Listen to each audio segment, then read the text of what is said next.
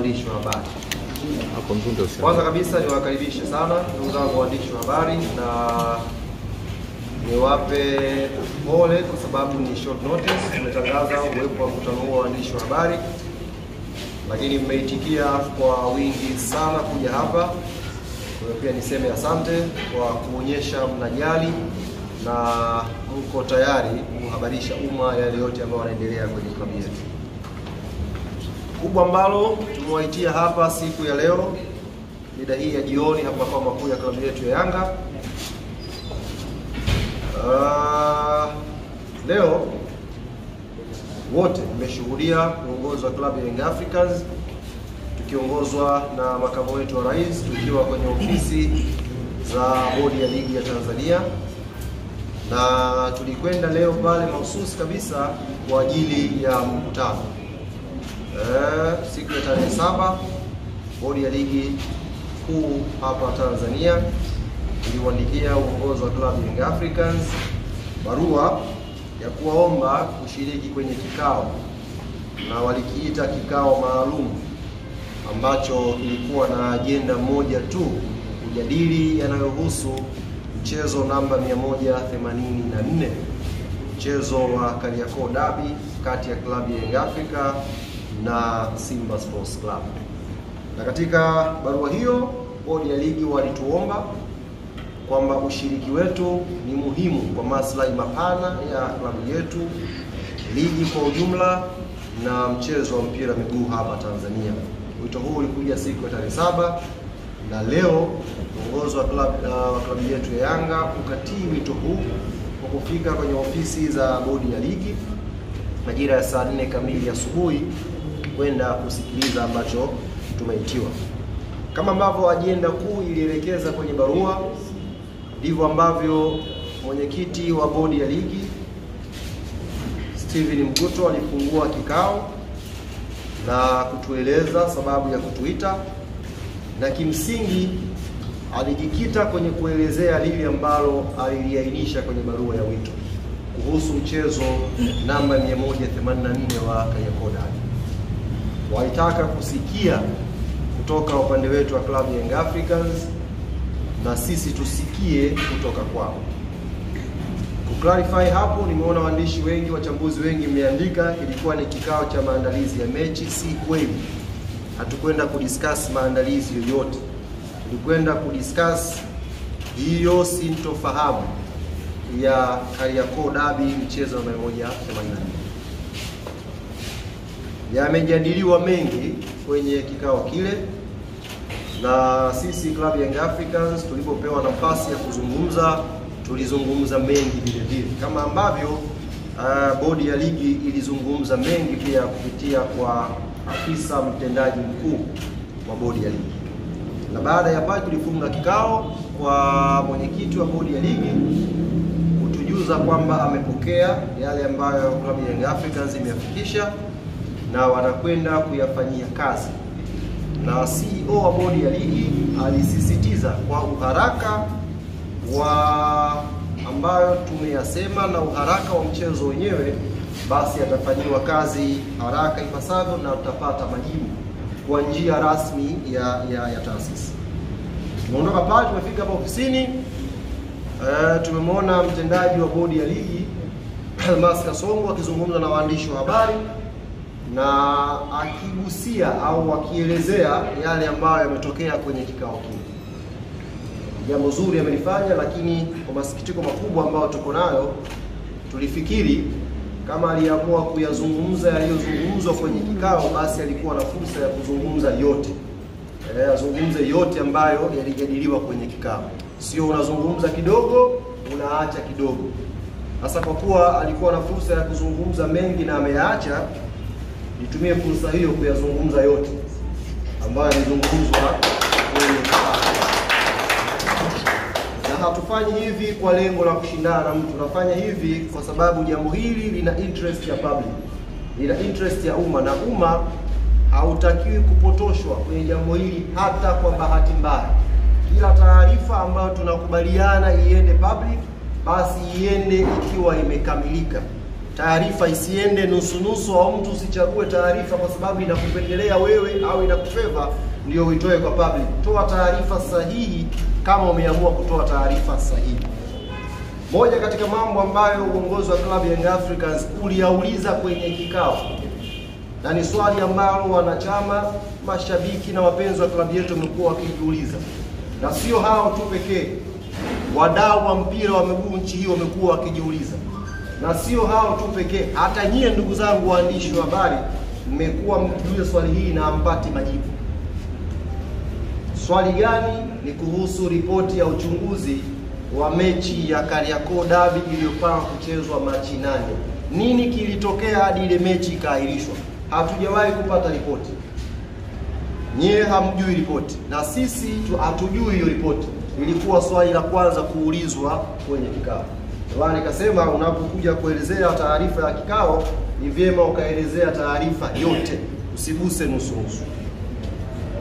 Hapa kwenye ripoti, ndugu zangu waandishi wa habari, ni kweli bodi ya ligi wamekiri ripoti ipo na wanayo ya kilichotokea Machi 8.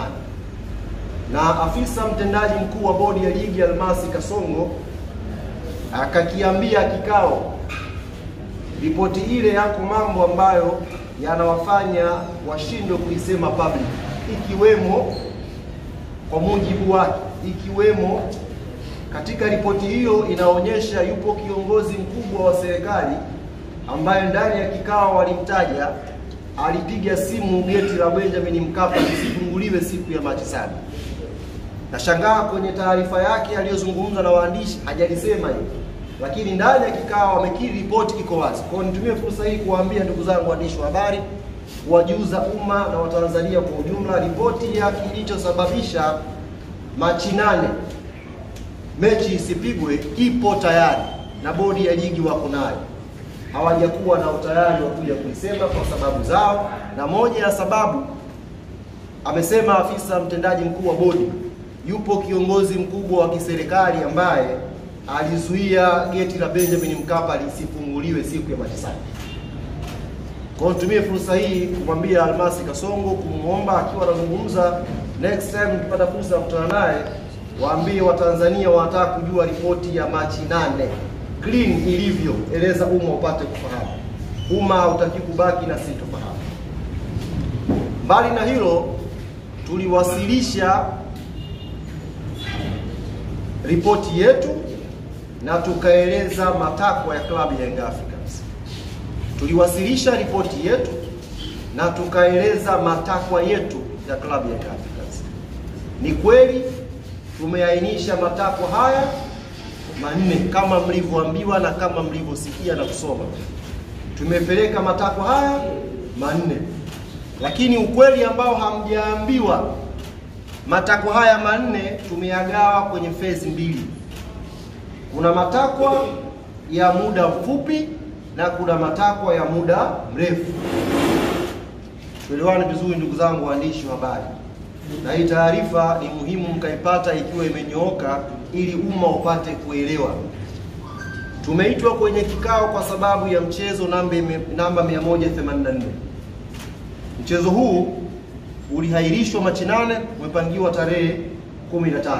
Klabu ya Yanga imesema haitashiriki huo mchezo, na ndio msimamo ambao uliwasilisha kwenye kikao mbele ya bodi. Ili tuweze kushiriki mchezo huo, tulikuwa na matakwa yetu mezani, na matakwa hayo jumla yalikuwa manne. Katika haya manne, ndugu zangu waandishi wa habari, matatu ni matakwa ambayo tunaamini yakitekelezwa kwa haraka, klabu yetu ya Young Africans itakuwa tayari kwenda uwanjani kwa tarehe nyingine tofauti na 15 kwenda kucheza mechi ya Kariakoo. Lakini takwa moja katika hayo manne ni takwa la muda mrefu, sio takwa la leo wala kesho. Kwa hiyo asitokee mtu akawadanganya kwamba klabu ya Yanga imekuja kuomba haya, alafu katika haya kuna mchakato sijui upitie uende wapi. Ni uongo. Tumeomba matakwa manne na matakwa haya yapo kwenye phase mbili, na barua yetu tuliyowasilisha bodi ya ligi imejielezea specific kwamba mkitekeleza matakwa haya matatu, bungi inapigwa. Ili moja ni takwa kwa ajili ya mpango wa muda mrefu. Matakwa haya manne ni yapi? Na matatu ambayo specific tumeainisha ili yafanyiwe kazi tuweze kucheza pia ni yapi? La kwanza linakwenda sambamba na la pili. La kwanza, klabu ya Young Africans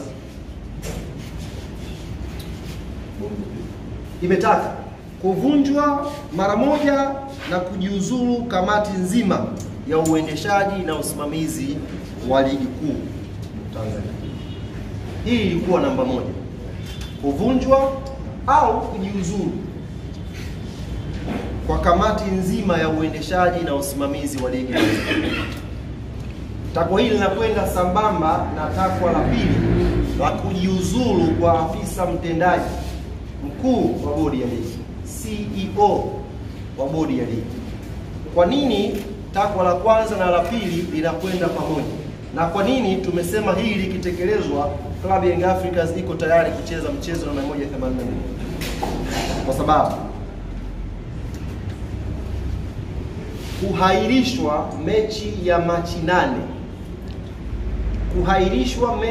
Machi 8, tunaamini kama klabu hapakufuatwa utaratibu na palikuwa pana uvunjwaji mkubwa wa kikanuni.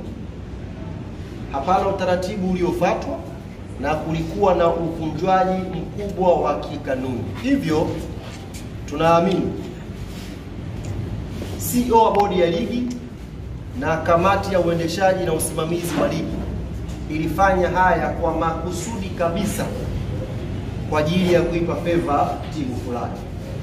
Sasa basi, kwa sababu watu hawa wamevunja kwa makusudi kwa ajili ya kuweka upendeleo kwa baadhi ya timu kanuni na kuhairisha mchezo wa Machi 8, Club Young Africans haitakuwa tayari kushiriki mechi hii ya 134 namba 84 kama kamati nzima ya uendeshaji na usimamizi wa bodi haitajiuzulu au kuvunjwa na afisa mtendaji mkuu pia na yeye.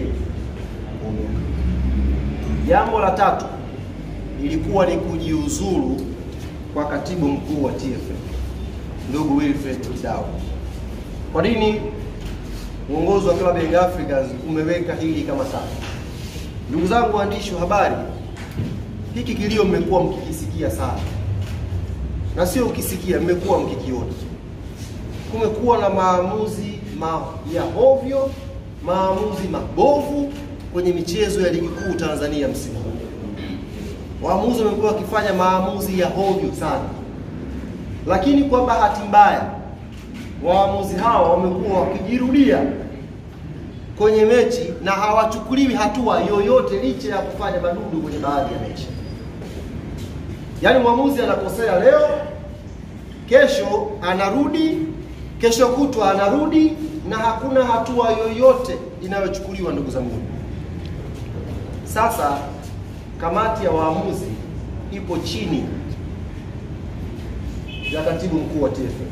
Tunaamini haya madudu yanayotokea haya, kuto kuchukuliwa hatua kwa waamuzi kwa wanaoyafanya, kuna influence yake. Hivyo na sisi hatutakuwa tayari kucheza hiyo mechi ya namba 184 kama katibu mkuu wa TFF hatakuwa amejiuzulu. Hatutakuwa tayari kupeleka mechi pale the same referees kwenye chombo kile kile, mtu yule yule, na tukapeleka timu. There is no way ile itatokea. Na hii nimeisema specific mpate kuelewa. Katibu mkuu wa TFF, kamati ya waamuzi inaripoti kwake, na madudu yote ambayo yanapigiwa kelele na klabu ya Young Africans imeainisha kwenye ripoti yake mbele ya bodi ya ligi. Kila kosa la waamuzi tumeliainisha mbele ya bodi ya ligi.